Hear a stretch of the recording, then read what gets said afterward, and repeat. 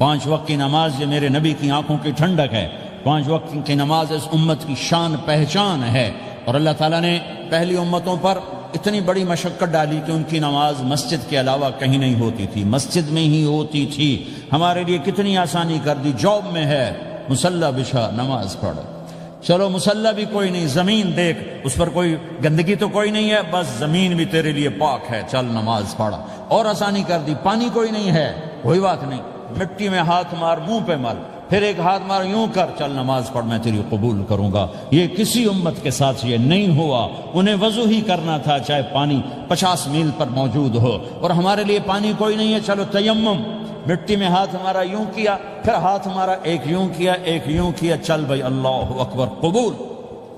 عمار بن یاسر رضی اللہ تعالیٰ عنہ سفر میں تھے، ان کو نہانے کی ضرورت ہو گئی، نائٹ فال ہو گیا، تو انہوں نے سوچا کہ ویسے تو آدمی کو وضو کی ضرورت ہوتی ہے تو خالی منہ پہ ہاتھ مارا اور یوں کونیوں تک، لیکن مجھے تو غسل کی ضرورت ہے، تو خالی اس سے تو کافی نہیں ہوگا۔ تو انہوں نے کپڑے اتارے، اکیلے تھے، ریت کے اوپر کبھی یوں لیٹے کبھی یوں لیٹے کبھی یوں لیٹے، 3-4 دفعہ یوں یوں اور یوں رول ہوتے ہوتے پھر انہوں نے نماز پڑھی۔ آئے اللہ کے نبی کی بارگاہ میں، یا رسول اللہ مجھے رات کو نہانے کی ضرورت پڑ گئی، تو میں نے کہا وضو کے لیے تو خالی یہ 2 دفعہ کرنا کافی ہے، تو یہ تو نہانا تھا، تو میں تو ریت میں خوب رول ہوتا رہا۔ میرے نبی نے انما یکفیک ضربتان، ارے سیدھے بندے عمار، اس کے لیے بھی اتنا ہی کافی تھا کہ تو یوں کرتا اور یوں کرتا اور تو پاک ہو جاتا۔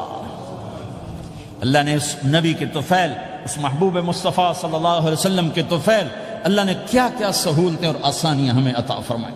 پھر نماز 4 کی 2 رکعت کر دی کہ بھئی تم مسافر ہو 2 پڑھو، روزے میں سفر میں روزہ معاف کر دیا، بعد میں رکھ لینا، بعد میں رکھ لینا، قضا کرنے کو حکم، بالکل چھوڑنے کا نہیں۔ اور کہا گیا بھائی مریض ہو چھوڑ دو، مسافر ہو چھوڑ دو، اور نماز 2 رکعت کر دو، سنتیں چھوڑ دو۔ ابن عمر رضی اللہ تعالیٰ عنہ بیٹھے تھے تو انہوں نے 2 رکعت پڑھ کے بیٹھ گئے، تو ان کے خادم نے کہا سنت نفل نہیں پڑھو گے؟ کہا اگر پڑھنا تو 4 فرض پڑھتا میں، میرے اللہ نے معافی دے دی تو میں کیوں پڑھوں؟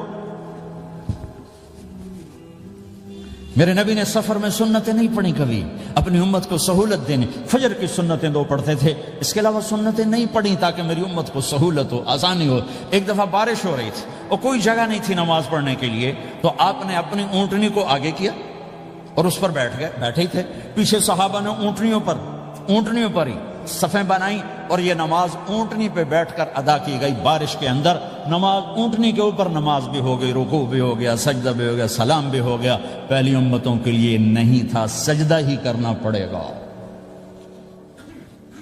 یہ اللہ کے محبوب مصطفیٰ صلی اللہ تعالی علیہ وسلم کی طفیل، میرے اللہ نے ہم پہ فضل و احسان کیا، تو میرے نبی کی زندگی میں عبادات میں نماز سب سے اعلیٰ نظر آتی ہے، سب سے نمایاں نظر آتی ہے۔ اور پھر بازار میں، گھر میں، دفتر میں، ماحول میں میرے نبی کے اخلاق، یہ زندگی کا دوسرا روشن پہلو ہے۔ میرے نبی کی ساری زندگی 2 لفظوں میں آتی ہے، عبادت اخلاق، عبادت اخلاق، یا 2 اور لفظ، حقوق اللہ حقوق العباد، حقوق اللہ حقوق العباد۔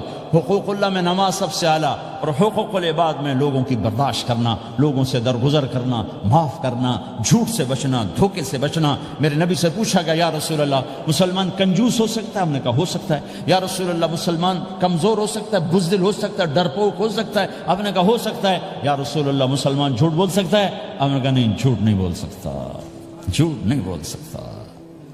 ہاں، الا لعنت اللہ علی الکاذبین، جھوٹوں پہ اللہ کی لعنت۔ اس لعنت کے ساتھ 400 پاؤنڈ بچا لیے، 4000 بچا لیے، 4 ملین بچا لیے، 4 بلین بچا لیے، 4 ٹریلین بچا لیے، ساری دنیا کو بچا لیا، اور اوپر اللہ کی لعنت پڑی تو اللہ کی قسم گھاٹے کا سودا ہے۔ اور سچے ہو گئے، سچ بولا، یہ میں 100 پاؤنڈ کماتا ہوں، لے لو جو لینا ہے اس میں سے، یہ میں 1000 پاؤنڈ کماتا ہوں، لے لو جو لینا ہے، یہ میں 50,000 پاؤنڈ کماتا ہوں، لے لو جو لینا ہے۔ کہ مسلمان کی زبان سے جھوٹ نہیں نکلتا، سچ ہی بولتا ہے۔ آپ تشریف لے جا رہے ہیں، ایک آواز ہے یا رسول اللہ، آپ نے یوں دیکھا کوئی نظر نہیں آیا، پھر آواز ہے یا رسول اللہ، تو آپ نے دیکھا کہ ہرنی ڈیئر چھوٹی وہ کھڑی ہوئی رسی میں بندھی، تو آپ نے کہا کیا ہوا؟ کہا جی آپ کا صحابی مجھے پکڑ کے لایا ہے، میرے چھوٹے چھوٹے بچے بھوک سے رو رہے ہوں گے، آپ مجھے چھوڑ دیں، میں بچوں کو دودھ پلا کے واپس آ جاتا، مجھے پتا ہے میرے اللہ کی تقدیر میرے بارے میں کیا ہے۔ تو آپ نے کہا اگر تو واپس نہ آئی تو پھر تو اس نے کہا مجھے اللہ جہنم میں ڈال دے. آپ نے اس کی رسی کھول دی, خود وہیں بیٹھ گئے. اس نے دوڑ لگائی اور پہاڑوں میں گم ہو گئے. تھوڑی دیر کے بعد وہ دوڑتی ہوئی آئی اور آ کے سر یا رسول اللہ میں حاضر ہو جاؤں. تو آپ نے اس کو باندھ کے وہیں آپ بیٹھ گئے نہیں. دیر کے بعد وہ صحابی آئے جنہوں نے اس کو شکار کیا تھا, پکڑا تھا. تو کہنے لگے ان کا یا رسول اللہ آپ کہاں کیسے؟ کہ میں ایک درخواست لے کر آیا ہوں. کیا؟ کہ یہ ہرنی مجھے ہدیہ کر دو. کہ یا رسول اللہ سب کچھ آپ کا ہے, کہ بس یہ ہدیہ کر دو. یا رسول اللہ حاضر. تو آپ نے اس کو لے کر رسی اس کی گردن سے نکالی کہ جا بچی اپنے بچوں کے پاس جا کے خوشی منا. سچ نجات دیتا ہے اور جھوٹ ہلاک کرتا ہے. ایک ہرنی جان کی بازی کھیل گئی سچ بولنے کے لیے. تم چند پونڈوں پہ جھوٹ بولتے ہو, ایمان کو برباد کر کے رکھ دیتے ہو. مسلمان جھوٹ نہیں بولتا, مسلمان دھوکہ نہیں دیتا,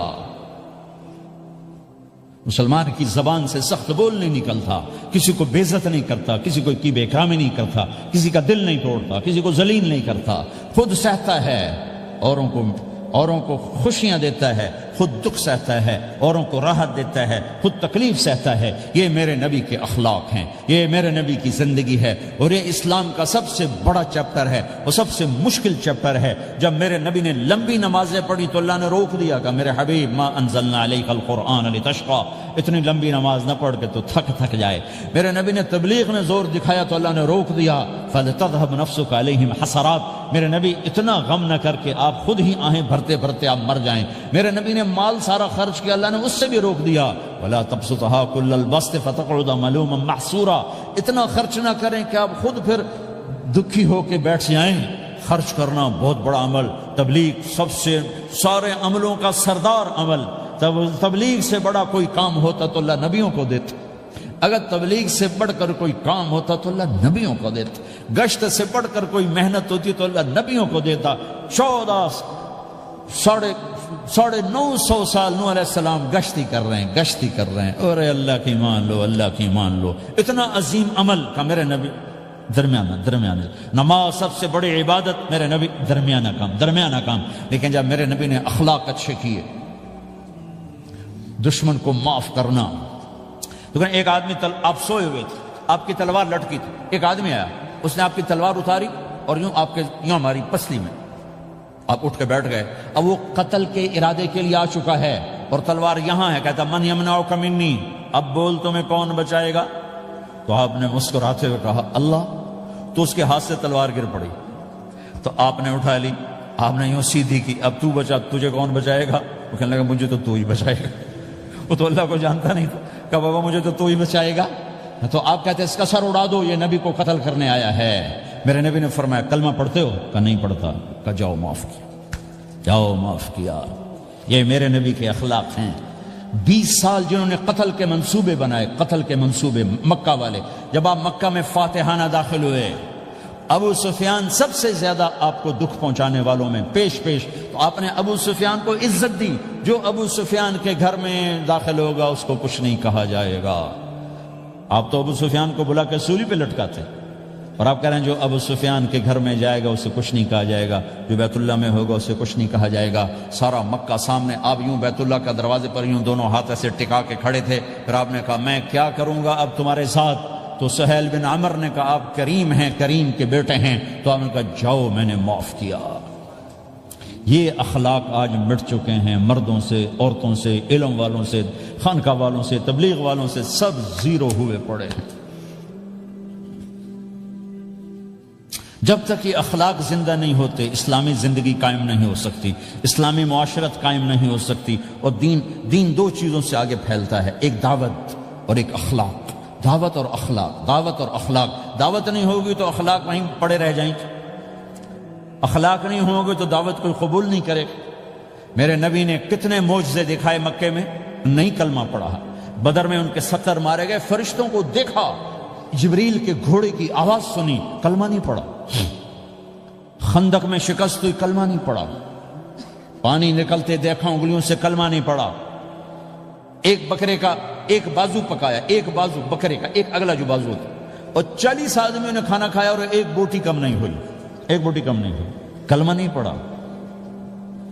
لیکن جب میرے نبی نے کہا جاؤ معاف کیا تو سارے ہی کلمہ پڑ گئے کہ واقعہ یہ اخلاق نبی کے ہو سکتے۔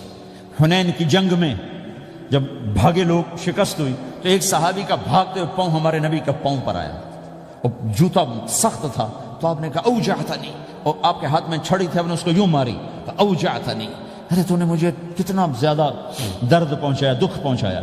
وہ بیچارے پگھل کے رہ گئے اور پریشان ہو گئے، اور کہنے فرماتے ہیں سارا دن میں پریشان، ساری رات پریشان کہ اللہ کے نبی کو میں نے تکلیف پہنچائی، اب میرا کیا بنے گا۔ اگلا دن ہوا تو اعلان ہو رہا تھا بھائی جس کا پاؤں نبی کے پاؤں پہ آیا تھا اس کو اللہ کے نبی بلا رہے ہیں۔ تو صحابی کہنے لگے میں نے سمجھا بس اب میری تو دنیا بھی گئی اور آخرت بھی گئی، اب میرے اوپر کیس بنے گا اور مجھے ڈانٹ ڈپٹ بھی ہوگی، میرا کتنا بڑا گھاٹا نقصان ہوگا۔ یہ حاضر ہوئے ڈرتے ڈرتے، تو آپ نے فرمایا میرے بھائی کل میں نے تمہیں چھڑی ماری تھی، وہ مجھے معاف کر دینا، اور یہ 80 اونٹ تمہیں ہدیہ دیتا ہوں، 80 کیملز یعنی 80 پراڈو، 80 رینج روور کا یہ میری طرف سے تمہیں ہدیہ ہے۔ وہ حیران پریشان، یہ میرے نبی کے اخلاق ہیں، یہ میرے نبی کے اخلاق ہیں۔ کانٹے بچھانے والی نے 4 دن آنا چھوڑ دیا، بیمار ہو گئی تھی، تو ہم نے کیا بات ہے، وہ ہمارے راستے میں اب کانٹے کوئی نہیں ہیں، کہا یہ وہ بیمار پڑی ہے جو کانٹے بچھاتے تھے، تو آپ اس کے گھر چلے گئے، ماں جی خیریت تو ہے، آپ ٹھیک تو ہیں، کہا بیٹا مجھے کلمہ پڑھا دے، بس تیرے اخلاق نے مجھے فتح کر لیا ہے۔ میرے بھائیوں یہ چیپٹر بھول چکے ہیں، بھول چکے ہیں، بھول چکے ہیں۔ جب تک یہ چیپٹر زندہ نہیں ہوگا زندگی اسلامی نہیں بنے گی، معاشرہ اسلامی نہیں بنے گا، اور آگے قوموں کے لیے اسلام کا دروازہ نہیں کھلے گا۔ ہمیں معاف کرنا آتا ہو، ہمیں گالی دینے والے کو دعا دینا آتا ہو، غیبت کرنے والے کی تعریف آتی ہو، اور غیبت کرنے سے، غیبت سننے سے اپنے آپ کو ایسے بچاؤ جیسے زہر سے بچاتے ہو، جیسے آگ سے بچاتے ہو۔ ایک دوسرے کو نفرت کا بول نہ بولو ورنہ ساری زندگی تباہ و برباد ہو جائے گی۔ میرے رب کی قسم، میرے نبی نے کہا ایک زبان کا بول انسان بولتا ہے اور جہنم کی گہرائیوں میں گر جاتا ہے، اور ایک زبان کا بول انسان بولتا ہے اور جنت کے درجات پر چڑھ جاتا ہے۔ یہ زبان بہت طاقتور چیز ہے، میں ہر بیان میں اس کو دہرا رہا ہوں کہ جتنا یہ عمل ختم ہو چکا ہے اتنا کوئی عمل بھی نہیں ختم ہوا ہے۔ اور ایک صحابی ہیں ابو دجانہ۔ کون ابو دجانہ؟ السابقون الاولون من المہاجرین والانصار، اس میں پہلی صف کے صحابہ۔ کون ابو دجانہ؟ جب آپ حج پر گئے تو اپنی جگہ مدینے کا امیر ابو دجانہ کو بنایا۔ ابو دجانہ حج میں شریک نہیں ہوئے کہ آپ نے اپنی جگہ ان کو اپنا نائب بنا کے وہاں کھڑا فرمایا ابو دجانہ میری جگہ پر مدینے کا امیر ہے، یہ وہ ابو دجانہ ہیں۔ کون ابو دجانہ؟ جو جنگ بدر سے لے کر آخری حج تک ہر سفر میں شریک ہیں، ہر سفر میں شریک ہیں۔ ان کی ایک بات میں بتانا چاہتا ہوں، پہلے تھوڑی سی ان کی ہسٹری بتانا چاہتا ہوں۔ کون ابو دجانہ؟ احد کی جنگ میں آپ نے تلوار اٹھائی، کہا اس تلوار کو کون لے گا؟ کئی صحابہ کھڑے ہو گئے۔ آپ نے کہا اس تلوار کا حق کون ادا کرے گا؟ سارے بیٹھ گئے، 3 آدمی کھڑے رہے، ایک زبیر بن عوام، ایک عمر بن خطاب، ایک ابو دجانہ۔ ان کا نام ہے سماک بن خرشنہ، سماک بن خرشنہ ان کا نام ابو دجانہ سے مشہور ہے۔ تو آپ نے تلوار نہ عمر کو دی، نہ زبیر کو دی، ابو دجانہ کو دی۔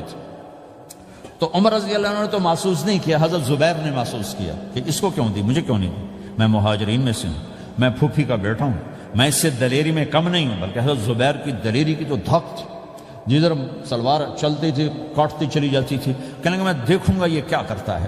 تو ابو دجانہ کے پیچھے پیچھے زبیر ہو لیے، تو ابو دجانہ نے جو حملہ کیا تو 3000 کا لشکر تھا، اس کو چیر کے پار نکل کے، پورے لشکر کو کاٹ کے پار نکل کے، اور آگے عورتیں کھڑی تھیں جو مکے کے لشکر کو تیار کر رہی تھیں۔ نحن بنات طارق نمشي على النمارق مشي القتل البوارق المسك في المخالق المسك في المفارق والضر في المخالق ان تقبلوا نعانق وتدبروا نفارق فراق غیر وامق۔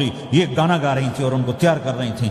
تو جب ابو دجانہ کی تلوار نظر آئی تو سب بھاگی، ہندا پکڑی گئی، تو آپ نے یوں اپنی تلوار ہندا کے سر پر رکھی، انہوں نے چیخ ماری، تلوار ہٹا لی۔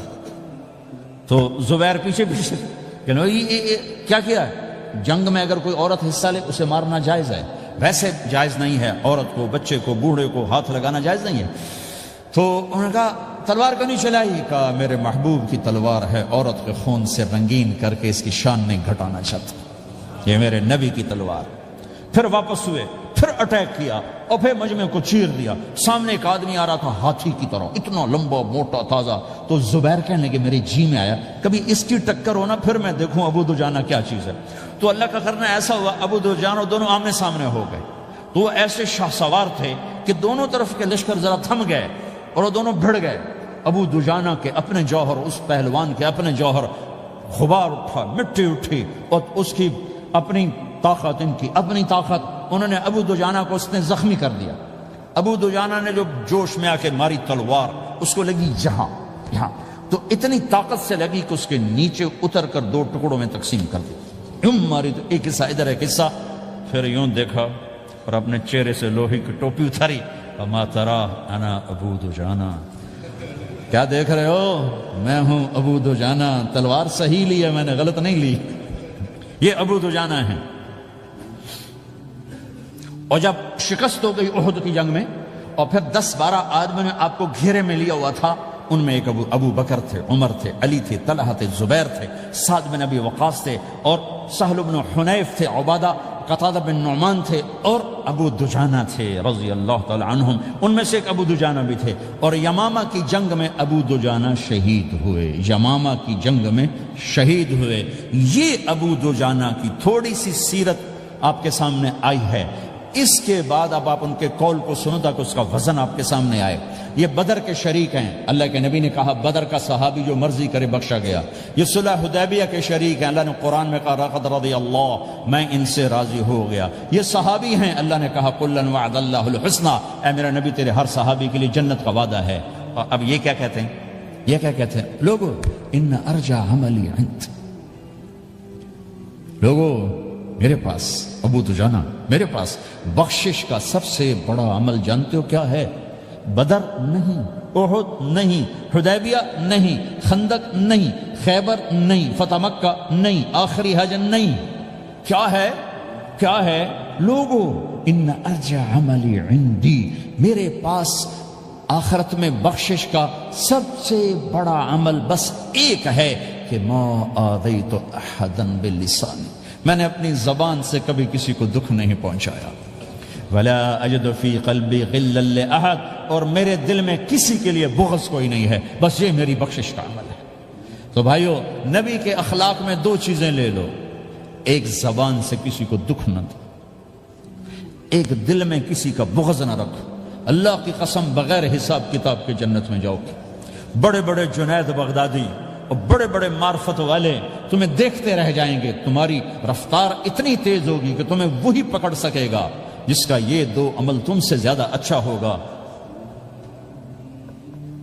جس روڈ پہ رش ہوتا آپ وہاں سے گاڑی ہٹا لیتے ہو، ادھر نہیں جانا، ادھر رش ہے، وہ سائن وغیرہ آپ کو آ جاتے ہیں کہ ادھر بلاک ہے، ادھر نہیں جانا، ادھر جانا ہے۔ تو جہاں روڈ پہ رش ہوتا ہے تو قیمتی سے قیمتی گاڑی کی رفتار بھی آہستہ ہو جاتی ہے، اور جہاں روڈ خالی ہوتا ہے تو پرانی گاڑی بھی بھاگے جا رہی ہوتی ہے۔ ہمارے یہاں پرانی گاڑی ہوتی ہے نا، پرانی بسوں کے پیچھے لکھا ہوتا ہے نہ انجن کی خوبی نہ ڈرائیور کا کمال، خدا کے سہارے چلی جا رہی ہے۔ اور جس کے پاس ایسی گاڑی ہو، نہ انجن کی خوبی نہ ڈرائیور کا کمال، تو اگر اس کو روڈ خالی مل جائے تو وہ تو مرسیڈیز والے سے پہلے پہنچے گا، رینج روور والے سے پہلے پہنچے گا، بینٹلی والے سے پہلے پہنچے گا، رولز رائس والے سے پہلے پہنچے گا، جو وہ تو پھنسی کھڑی اور اس کا روڈ ہی خالی ہے۔ تو میرے بھائیو، یہ میں ایک مثال دیتا ہوں، عبادات کی روڈ پہ بہت رش ہے، نمازی بے شمار ہیں، روزے دار بے شمار ہیں، عمرے والے بے شمار ہیں، حج والے بے شمار ہیں، اور تہجد گزار بے شمار ہیں، علماء بے شمار ہیں، حافظ بے شمار ہیں، ذکر والے بے شمار ہیں، بہت رش ہے، تبلیغ والے بے شمار ہیں، لیکن جو اخلاق والا روڈ ہے نا، یہ خالی پڑا ہے۔ اس پہ موٹر زوکی پہ چڑھ کے آ جاؤ تو سب سے آگے نکل جاؤ، سائیکل پہ چڑھ کے آ جاؤ تو سب سے آگے نکل جاؤ، کہ روڈ ہی خالی ہے، اخلاق کا روڈ خالی ہے۔